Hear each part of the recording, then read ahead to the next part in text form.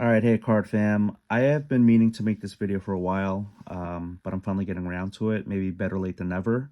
The Chantilly show ended 2 weeks ago, and it is a late Sunday evening. I just went to a local card show today, and I am continuing to strengthen my transactional flipping investing muscles. I am kind of like going from hoarding all my cards to finally saying goodbye to some of them for newer cards, because I feel like, especially with someone like me who is trying to PC or be in the hobby on a budget, it's just really important for me to try to self-fund the hobby and let go of some of the cards, because I can't just continuously be pumping in more outside money into the hobby with just hoarding everything. So I'm not showing everything around me, but there's just piles of cards that I'm trying to sell and trade, because again, it's not about, for me, it's like any money I make, it's going to go into other cards anyway. So if we can just cut out the money part and go straight into getting a new card, that's cool with me. So going to the Chantilly show though, it was my second time ever. First time was last October, and it was like my first big regional show, and it was a lot of fun. And I did cut some content then. I feel like in the 12 months since then, when I just cut some content this past time, it was just totally different. I feel like I grew as a content creator, made some more fun, quicker, engaging content. And I figured for this vlog, it may not be quick, it may not even be fun. I don't know. But for me, I'm just documenting my cardboard journey. I have cards here in front of me that I'm going to show. So for the podcast audio only format for this, I am going to try and maybe describe the cards a little bit. But I feel like I'm looking at these cards in front of me, and I feel like this tells my story of how the Chantilly show went. Okay, so in the end, it is about the cards and the cardboard. That's why we go to a card show. But I do love the relationship building. I think that's so important because, you know, one of the biggest advantages or pros that I feel like that that maybe people who are known commodities in the hobby is that you start to build your network of trusted buyers and sellers, and you just don't have to deal with the cold call on Instagram. I call that like the lowest level of fraud in the hobby, where someone just says, hey, I'm interested in your cards. I still get those messages. I leave them on red or I block them, but I think we all get them. But I think some of us feel, I don't know, pressure to try to make that deal happen because it's a card that they want to sell or a card that they want to buy. And then it just doesn't end up going well, right? So for me, meeting the dealers in Chantilly was a lot of fun because there was a bunch of people that I knew who from local shows. It's almost like um, like double A, triple A, and nationals like the major leagues. But someone told me that it kind of is like a feeder system. Like the local shows is like where they funnel up to the regional, like Dallas Card Show and the Philly show. Chantilly show, Burbank is a new one, I guess, the regional shows, and then they all funnel to like a national, and we need all of those levels. And I like that. I like that analogy. So, oh my gosh, I'm already like almost 5 minutes in. What do I say in my notes here? Yeah, mostly my local people, again, talking about the major leagues, national. I mean, that's when I got onto a lot of people's radars, and yet I still want to focus a lot on my local level because it's the monthly card show. That's my local show. Then there are some other quarterly shows, not just Chantilly, but the Mid-Atlantic, the Rhino Card Show. I just want to give a lot of shine to the DMV because I feel like the DC metro area and Maryland and Virginia has a great card scene. Like I love this card scene. I feel bad for folks who live in areas of the country or the world where they just don't have that network and they don't have that, the physical network and the connectivity, in person to be able to have like a lot of local card shops and a lot of shows. But I feel really blessed that, I'm in this area where I can be a part of this awesome community. So maybe that's where I start showing. Oh yeah, and then I did want to say the Chantilly folks are the same folks who are doing the Philly show in early December. I do plan to go to that show, and then in late January, Culture Collision, I plan to go to that. And then, I mean, just I'll see how 2024 looks, but those are the next two shows, the next two big shows that I plan on going to. Um, so the cardboard. Okay, let's get to well, these two. Oh man, see, I'm already messing up. All right, so I bought these two and another Jordan, which I can't find because I'm giving it away. It already got given away. But these prototype MJs, I won't talk too much because I've talked about it on my Instagram. But it was really cool to pick these up. I just don't know much about them. People who know a lot about cards don't know much about them. Maybe I haven't found the right people to talk to. But I thought this is really cool pickup. Got a Gary Payton net assets, the glove. Man, I loved Gary Payton as a kid so much. So the net assets has a little bit of die cut of netting in the middle. I'm sorry, I didn't mention the Michael Jordan. It was a prototype, a PSA 10, 1991 hoops prototype, PSA 10. It's just a beautiful, simple, simple design. But again, the prototypes, these weren't in packs. They were like conceptualized or concept cards, and there's also a metal version which is like super expensive. I've never even seen it like online, except for like a website that talked about it. So I did those. I made some other deals with some friends. I did pick up a Kenny Pickett. I'm not like I'm doing a little bit of ultra modern quarterback just to like transact with people, which I'll get to in a moment here. But this one's out of 49. I thought this could be a potential grading situation. And then maybe I'll just show these cards. But I had some friends who I've met before in the past who know me from Instagram, and they just gave me some cards. These three cards coming from two separate people. I don't know if I can say their names, but I'll just say thank you, Brian and Ethan. Maybe that's a better way to just say it. But that was really cool getting cards to them, and I definitely want to get them cards. Actually, cute. One of them, well, can I say, they're getting a giveaway. They're getting something from me, so I'm very happy for them. Let's see. I met some athletes. That was really cool. Cutting just 1 minute quick interviews, 2 questions, quick hitters. That was for the first time ever I did that. I did miss Saturday. So I went to Chantilly Show Friday. I had a family day Saturday, and then I went back on Sunday. Friday, that was just a lot of card dealing, and I actually made some more deals on Sunday. But, just cutting some content, and it was a shorter day. And then Sunday, I definitely got to do a lot of fun card stuff, but I got to meet. So who did I interview? So I missed Paul Pierce and Allen Iverson on Saturday, but apparently Iverson was a hard, he wasn't really talking much to folks. But on Sunday, I was able to chat with Billy Ripken, Charlie Ward, Willie Rofe, Jim Palmer, Roberto Alomar Jr., and like out of all of them, Charlie Ward to me, because he's basketball, but also like, he's Florida State, and he ribbed me a little bit about going to University of Florida. So that was fun. It's really funny is Jim Palmer, he told me that the hardest batter he ever faced was Roberto Clemente.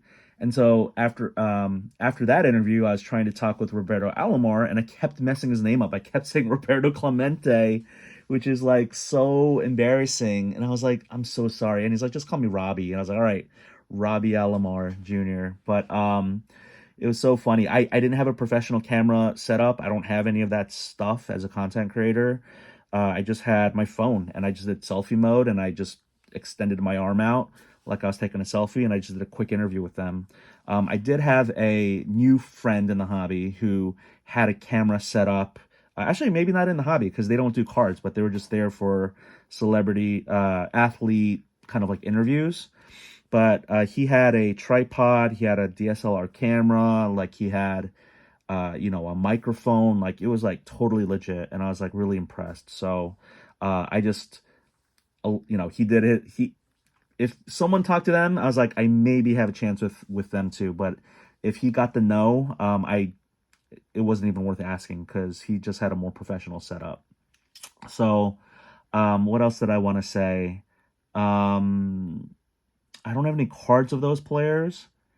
Uh, but speaking of the cards, like Billy Ricken, right? He has that famous card. I wasn't gonna ask him about the bat knob. I felt like that was such an easy question to ask, and you know, I don't know. He gets it probably all the time. I just didn't want to do that, so I just went with just trying to get to humanize him because I imagine like Cal Ripken's brother and the bat knob, like it's, believe me, I feel like for people who are in my Instagram comments saying ask him about it or do this or do that, it's like it's easy to just say do that, but when you're the actual person in front of them, like do you want to actually do that? Like you may not be asked to get a media badge, which by the way, I gotta say, when I went to this show this time, I did get a media badge. So thank you so much for the Chantilly show for giving me one that gave me the access to athletes. It wasn't like I just had like a general vendor badge or like a member of the public just going up to these athletes. I was cutting some content.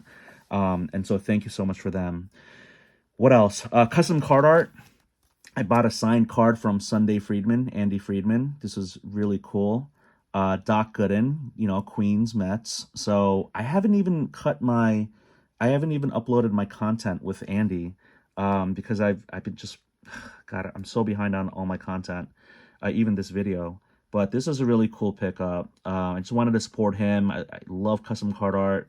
I think that Topps or Fanatic should consider maybe making custom card art kits, for more aspiring hobbyists of all ages, right? Whether you're 8 or 80, maybe that's something that people would want to just do, right? It wouldn't be like a money maker, or I mean, it could make money for Topps and Fanatics, but I just feel like if we just got more art accessibility, right? Because in this day and age, and it's been forever, when there are budget cuts to schools, like one of the first thing that goes is like the arts. So I just thought it would be, I don't really have a strong art background. I'm not a creative like person artistically, but I thought that would be a really cool thing. So Andy, thank you so much for this. What did I wanted to say? Oh, spontaneous trade night in the Holiday Inn. Let's get to the fun part. So Dennis Rodman is literally going through in and out of the lobby of the Holiday Inn, which is the closest hotel, as I'm trying to deal for this card. And look how thick this card is. This card is the thickest because it's a shoe, right? It's Upper Deck Signature Kicks, Signature Soul from 2013-14. Exquisite. And look at this card. It's insane, right? So, I mean, not for the people who are like, it has to be licensed and all that. Yeah, it's not licensed. 2013-14, that's when when Upper Deck didn't have their license, but that's an actual shoe, part of the actual shoe of Dennis Rodman. That's his auto. Not a great auto, but I mean, when you're trying to trade for a card, and I got this in a trade, part cash, cash, part cash, part card deal. I gave up a Jalen Hurts RPA like sticker and player worn, but I got this and I got this, and I added a little bit of money, I think, to make the deal.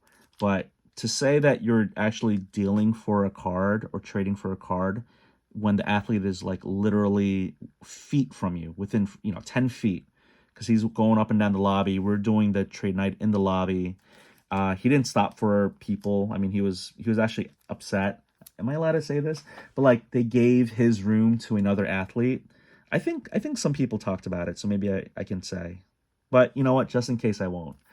Barry Sanders, it is a sticker auto, but this card is really thick too. I did not expect it because it's a Contenders, and there's no patch. I don't know why it's so thick. But I do like the feel of this SGC slab. I still haven't submitted anything with them, but it's at a 25.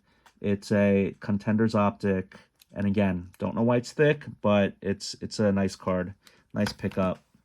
Really glad to have it. I really loved Barry Sanders. I thought he was just the flashy highlights. He was like the most electric running back and player of that time. Him and Deion Sanders. Oh my gosh.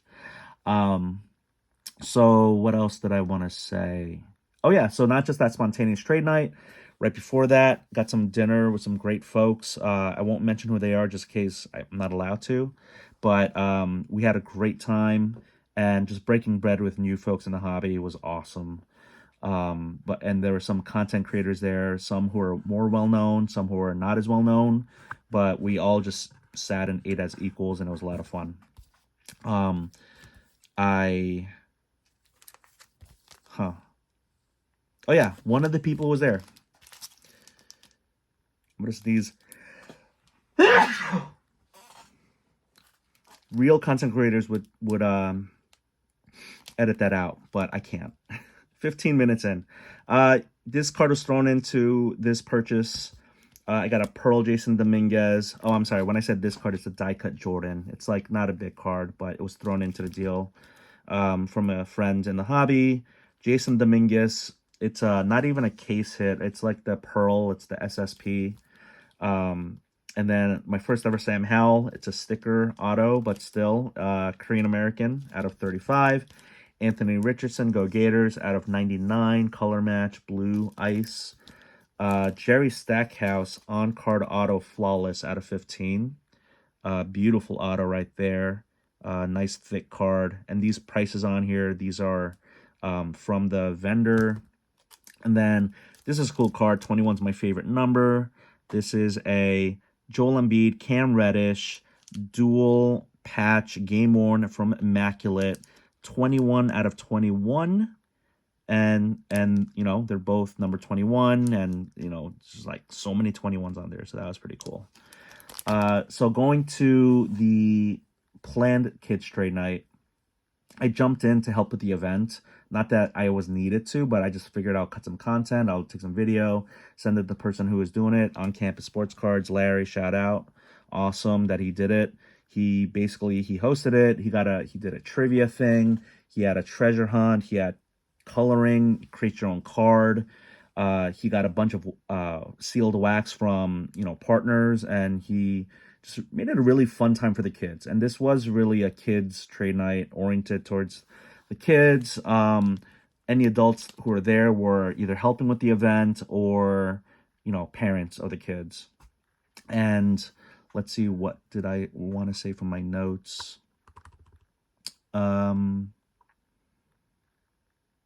Yeah, kids trade night. So this is funny. So I got these two. A kid won a hobby box and he ripped it up, you know, because that's what Larry was like. I don't want these kids to like flip the sealed wax that they just won for free, and I want them to open it, enjoy it. But the kid who won it, he doesn't do basketball. He won a Revolutions basketball, and so he said he would sell these to me. And I like these are newer, so they're not like they don't have like a lot of comps, but I felt like I gave a really decent price to the kid, and he was happy about it. So for the audio folks, Jalen Williams, numbered out of 60, future frame. I think that's maybe a newer parallel in Revolution. I could be wrong about that. I just know that, you know, it's not a galactic and all that other stuff. And then Jaden Ivey sticker auto, not numbered. Pack fresh, not in very good condition. Like the edges and the corners are like just really rough on this card. Can't get it on a good focus frame there. Oh, focus frame. I just said that, didn't I? Oh, I said feature frame. But kids trade night, it was wonderful. One kid won an $800 hobby box. I didn't see it ripped open. I don't know what happened from that, but it was like a Illusions box. That was really cool. That was a big win for that kid. But there were kids, so it was really funny. These kids, I think some of them watch me on Instagram, and I do try to keep my content family friendly, but they like really wanted to make deals with me, and I was like, no, this is for you guys. It's trade night. It's for all of you. And they were just like, please, can we trade with you? And I'm like, I'll show you what I have. And so ultimately I didn't want to do trades, but they really wanted to trade with me. Every deal, every trade I made, I wasn't selling my cards because, you know, sometimes in trade nights, people try to sell their collection. I just made trades with them, and I just gave them just the most fair and even, you know, disadvantage to me. Like, you know, I just wanted them to have fun. And so I took losses, not big ones, but I just wanted them to have fun. And, you know, going back to, what did I show that? Like Kenny Pickett, like that I purchased from an adult. But when it came to like ultra modern quarterbacks, like, I don't do a lot of ultra modern quarterbacks, but all these kids wanted were, like the ultra modern quarterbacks. And so it was really funny. This one kid, and I don't have the cards in front of me because I ended up uh trading them or selling them, and they're gone to adults. But I literally had like Justin Herbert, um just slab, PSA 9 slab, traded it for a different type of Justin Herbert PSA 9 slab. And then literally I had it for less than 5 minutes. Another kid wanted it. So then I traded that for like a Giannis raw card. And like, so it was so funny because again, like these transactions are happening so quick and the kids just wanted something from me, I guess, or something like that. So I just traded the cards. I was basically kind of like the middleman. Like, I guess the kids could have just traded directly with themselves, which they did. There was a lot of trading with these kids, and great job by Larry and I think his name is Dr. Pokemon. He was big on TikTok, but they were mentioning trade night, trade show etiquette, dealer etiquette, like how to approach tables, and just I thought it was really cool. So the kids had a lot of fun. Um, but yeah, I like if I said no, I don't do any modern ultra modern football, then the kids might have just been like, oh, like there's nothing you that I want from you, which would have been fine too. But the more I see myself trading in different lanes, I just find myself being able to connect with more people. And the kids were just it was probably one of my biggest highlights. I mean, there's so many highlights, right? Dinner with content creators, kids trade night, the Dennis Rodman moment. Um, and I guess another highlight, eating a really good sloppy meatball sub from the cafe at the Chantilly show and the Dulles Expo Center. It was just absolutely amazing. I was famished. It was a Friday, past lunchtime, before dinner time. I burnt the roof of my mouth trying to rush eating it so I could get back onto the show floor. I had a Coca-Cola Freezy, icy slushy. It was just awesome. I don't know why that's one of my highlights, but it is. Um, but yeah, so many great people I met Friday and Sunday. The athletes, that was fun, but that was just like that doesn't crack my like top five moments. Nothing against Charlie Ward, who's a Seminole, by the way. I mean, not there's a joke that Florida Gators we have, which is what do Seminoles and Florida Gators have in common? We both got into FSU. So 23 minutes in. I don't want to end on a bad note, but I did want to say I had three things that I wanted to say that I didn't like. One, I got overwhelmed with the amount of video to edit and release, and I I think that's what led to a little bit of like paralysis, where I just sat on it, and also like life stuff. But I just it was just so much, and I just felt like, I don't know, like kind of like writer's block, where I just felt like I didn't want to edit all this video, all this long form video. Even this, it's one take, it's done. Like, I'm not going to, it'll be up as a vlog, it'll shoot out as a podcast, hopefully, and then, that's it. And I'll try to keep it under 30 minutes here. I did, what else did I not like? Just not being really good at making transactions. I was kind of slow, and also I think I was bad with some of the math. I think not that people are trying to take advantage of me, but I just feel like I gave some really good deals because I just didn't do the math right. And when I say that, I'm talking about part cash, part trade deals, multiple parts, multiple slabs. Who's going to come with, you know, which side has to give the money, how much money is it, and I just felt at times like overwhelmed, especially in trade night when there's like multiple people who are trying to talk to you. And I don't mean the kids trade night, I mean the adults trade night at the Holiday Inn. I just remembered at one point there's like three people. I was talking to three separate people for three separate deals, including the Dennis Rodman Barry Sanders thing, and I was just like, I don't know, like there was just too much for me to handle. It was like sensory overload. It was like midnight. I was just like, man, this is that's I think what made me think about that hobby as a casino thing, where you just have to be so mentally sharp at all times if you're going to make a deal. And I just felt so tired. What other thing did I not like? So this one's kind of tough. I'm definitely not going to say who it is, but it's a friend in the hobby. There was a lot of like deals that I made where like I just don't like dealing with friends because I don't want to take advantage of them. I can be sometimes too nice too, and not that they're trying to take advantage of me, but I'll just kind of they'll throw out a number and I'll just say yes, and I'll end up losing money on a card. And it's just kind of tough to do that. But one's I won't mention what card and what friend, but I sold a card for $50. It comped around 50, 55. Oh no, I'm sorry, $40. I sold a card for $40. The friend said that they were going to sell it for 50. And then when I saw them on Sunday, they had it on their table for 70. And I'm like, I thought this was going to be like a $10 flip. I mean, not that I was trying to make more money, but the comps on the card were like over 50. They were like 55. And they're like, can I get some wiggle room? Can I make some money on the card? I'm gonna try and sell it for 50 if you sell it to me for 40. And I was like, you know what? That sounds good with me. But then when I saw the sticker on the card for 70, like again, it's the transactional side of the hobby. Maybe that's like a common thing for people to do, like the puffery, the whole like the salesmanship and like, hey, I'm gonna do this, but then, maybe they sticker it for 70, but they're gonna go down to 50. But, like I guess they do assume the risk for that card if it sells or not. But it was just seeing that sticker of 70 after being told that it was going to be sold for 50. I think just had a hard time with that. But maybe it's something that I just have to like let go of. But that's again just me learning in the hobby. Um, let's see. I think that's it. I mean, to end maybe on a positive note, again, I'm going to try and keep this under 30 minutes. Budget wise, I don't want to say what my budget was, but I did hit the limit. And yet from this point forward, because I have so many cards and I am trying to get away from hoarding all this collection of cards that a lot of cards that just they don't resonate to me anymore.